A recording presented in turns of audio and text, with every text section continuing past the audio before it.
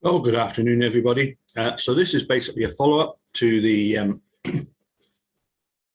video of Jerry Butin talking at a press conference, being interviewed by, amongst others, or being recorded by, amongst others, Emily Matasic, who we hear asking a couple of questions, seemingly from a kind of ILTA point of view, asking, well, what are the police allowed to do in terms of, not raising their voices and stuff like that. Let's look at this. I first came across this thanks to a post by Marty Tancliffe, who, along with Brendan and many others, is particularly famous for what happened to Marty. So let's click on this. Click on that.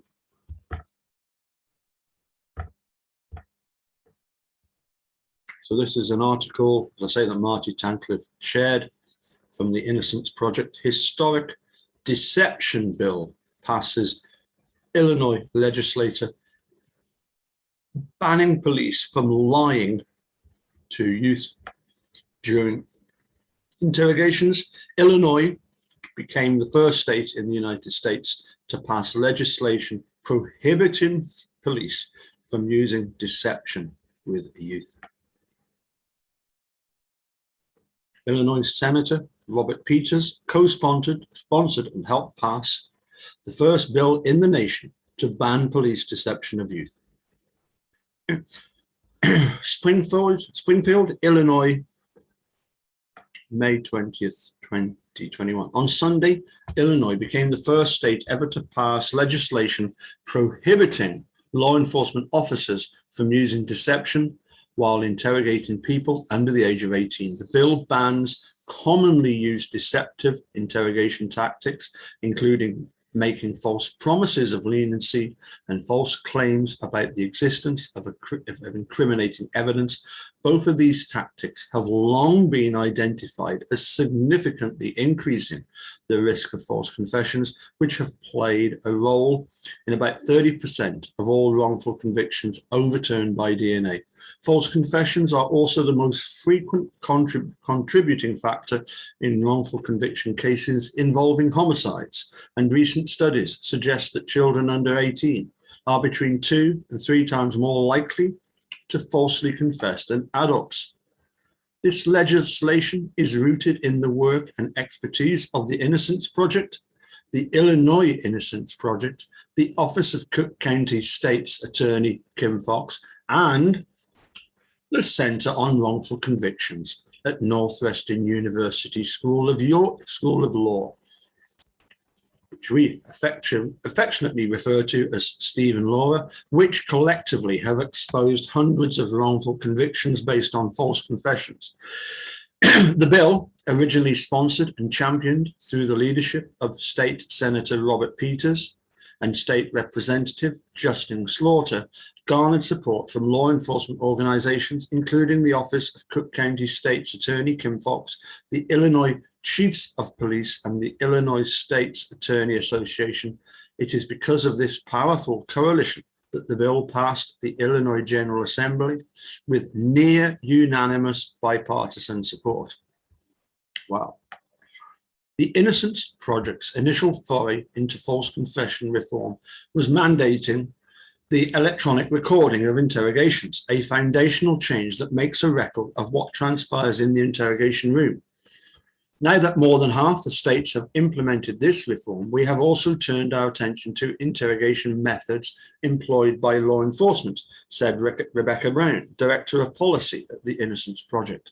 This historic legislation, the first of its kind to pass a state legislature, is a breakthrough in safeguarding against the wrongful convictions of young people. It is far more likely than one might think for someone, particularly a child, to confess out of fear, coercion, or desperation when deceptive tactics are used during an interrogation. Senate Bill 3122 was sponsored by Senator Peters, whose district was previously represented by President Barack Obama, who had sponsored the law in Illinois requiring the recording of interrogations in 2003. Quote, Chicago is the wrongful conviction capital of the nation, and a disproportionate number of wrongful convictions were elicited from Black youth by police who were allowed to lie to them during questioning, said Senator Peters. That ends now. It's time to restore real safety and real justice to our communities and end practices that perpetuate trauma and put the wrong person in prison. In the Illinois House, the bill was originally sponsored by Representative Slaughter, who said, I'm incredibly proud of the coalition we've built to end deceptive interrogation tactics that harm Black and brown youth in our communities. I don't get that. Brendan's not Black or brown, but he certainly was deceived. With our state's long history of false confessions, the coalition's work in passing this bill is rooted in the need to lead with truth and justice. Though we have a lot more work to do, I hope with this measure, we can begin rebuilding trust with those sworn to protect our communities. The newly passed bill follows recommendations made by the International Association of Chiefs of Police and global police training organizations, including leading firm Wicklander, Zalewski and Associates Incorporated. It passed the Illinois Assembly with widespread support, passing the Senate 47-1 and the House 114-0. You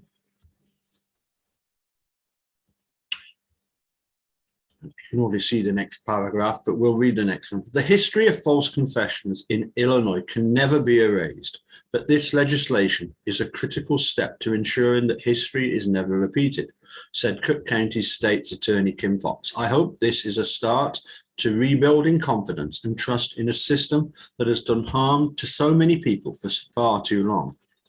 I commend Senator Peters, Representative Slaughter, and an incredible coalition of advocates and law enforcement for championing this bill in the interest of justice.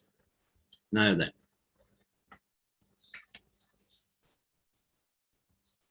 I have spent my career representing children and teenagers who falsely confessed to crimes they didn't commit, including 16-year-old Brendan Dassey, whose story was told in the Netflix series Making a Murderer, said Laura Nyrider, co-director of the Center on Wrongful Convictions at Northwestern University Pritzker School of Law, who consulted as an expert on the bill. This bill is the first of its kind in the country that is directly targeted to reducing the likelihood of future false confessions so that we don't have more Brendan Dasses. I'm proud that Illinois has shown such leadership in passing this historic reform. Our criminal justice system should not be guided by a conviction, but rather it should be guided by the advancement of the truth, said House Minority Leader Jim Durkin. Deception can never be utilized under any condition in our criminal justice system, and particularly against juveniles. I say this as a lawyer, legislator, and former prosecutor. Wow. In addition to Leader Durkin, Republican State Senator John Curran was a vocal supporter of the bill. Wow. In Illinois alone, there have been 100 wrongful convictions predicted on false confessions, including 31 involving people under 18 years of age, said Lauren Kaisberg, legal director at the Illinois Innocence Project based at the University of Illinois Springfield. Today, we have taken a critical step in changing the trajectory of false confessions and the subsequent wrongful convictions that we have seen as a result of deceptive interrogation tactics. Our state has been known for too long as the false confession capital of the world, and we are proud to see Illinois taking a lead role in reforming this outdated practice. The legislation would encourage law enforcement members to adopt alternative interrogation techniques commonly used in countries like the United Kingdom, where deceptive tactics have long been abandoned.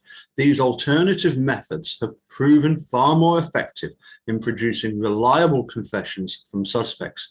Yet, the vast majority of police agencies in the United States currently employ the psychologically coercive but legally permissible interrogation techniques that this bill would prevent when interrogated juveniles in Illinois.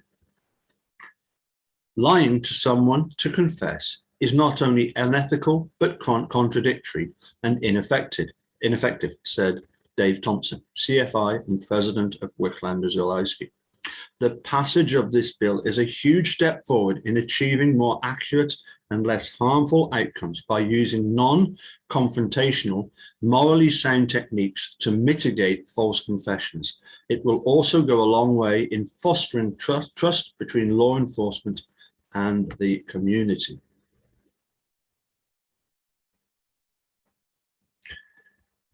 Illinois has long been known as the false confession capital of the United States, with a number of high-profile exonerations of both adults and teenagers who falsely confessed to crimes they did not commit. Similar to the well-known New York case of the exonerated five, Central Park 5, Illinois has seen a series of group exonerations of young people, including the Englewood 4, the Marquette Park 4, the Dixmoor 5, and the Uptown 7. All predicated on false confessions. Terrell Swift, one of the Englewood 4, who spent over 15 years in prison as an innocent man, testified before Illinois lawmakers. I was just a kid when the police lied to me and coerced me into confessing to a brutal crime I did not commit. Being lied to by the police was a psychological torture that was just as difficult to process and heal from as physical torture. Mr. Swift was ultimately exonerated through DNA testing.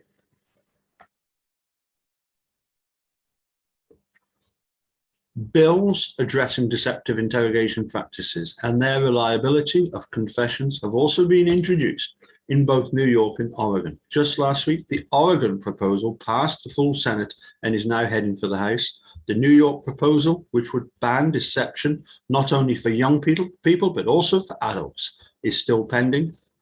In New York alone, there have been 43 known false confession cases, including the so-called Central Park 5, who are now known as the Exonerated 5. Senate Bill 2122 now goes to Illinois Governor J.B. Pritzker's desk to be signed. Wow. Very interesting. We are reminded yet again of Judge Hamilton, spineless, gutless Judge Hamilton, a total embarrassment to judges, asking the question of Laura, are police allowed to bluff? Bluff for me is the wrong term. It suggests something playful, comical, joking. There's nothing joking about being lied to. Just ask Marty Tancliffe, and obviously Brendan. When he asked Laura, are the police allowed to bluff?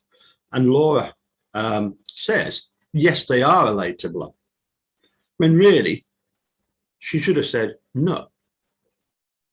But of course, with the benefit of hindsight, she didn't know that there was going to be this monumental change in Illinois.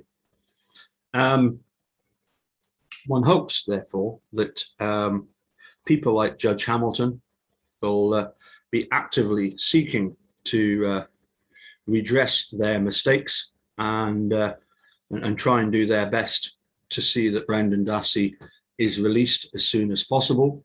One can only hope. It's it would be good if they were to take retrospective action in these cases. I'm not too keen on this idea that, you know, this is good because it's going to prevent things from happening in the future, almost as if, you know, we're going to allow some sacrificial lambs, but don't worry, we're working on it, we're getting it right. Doesn't help Brenda. Well, we wait and see, don't we? Let's keep our fingers crossed that, you know, as Steve Drizzen said to me in an email, you know, he knows that these cases can take ages to unravel, you know, and that, you know, dissenting opinions become majority opinions. And these judges at the Seventh Circus, or certainly the four that voted against Brendan, those clowns will see the error of their ways, and do their bit to help Brendan. Anyway, as you can see, I'm not a big fan of Hamilton in particular, because he was the one that voted in the original Seventh Circuit hearing. He was the dissenting vote, and that was the one that caused the EDPA to suddenly become effective. Anyway, we'll wait and see what happens. As I say, I think this is a great step forward. Just in case you're wondering what the technique that they use in the UK, it's called the peace technique, and basically it's this should be interesting. It's based on an investigative reporting, journalist type approach. You know, but none of this lying. You know, remember in Marty Tancliffe, they told him that you probably did it because you blacked out and you've murdered your parents, and then said to him that his father had regained consciousness and had said that it was Marty that had done it, which was a complete and utter lie, and a terrible thing to say to a 17-year-old. I suppose, how do we quantify how bad lying to people during interrogation is? Any kind of lying is manipulation and coercion. Anyway, I'm going to get off my soapbox and take the dog for a walk or wash the car or something like that. Anyway, thanks again for tuning in. We'll catch you all again soon. Bye for now.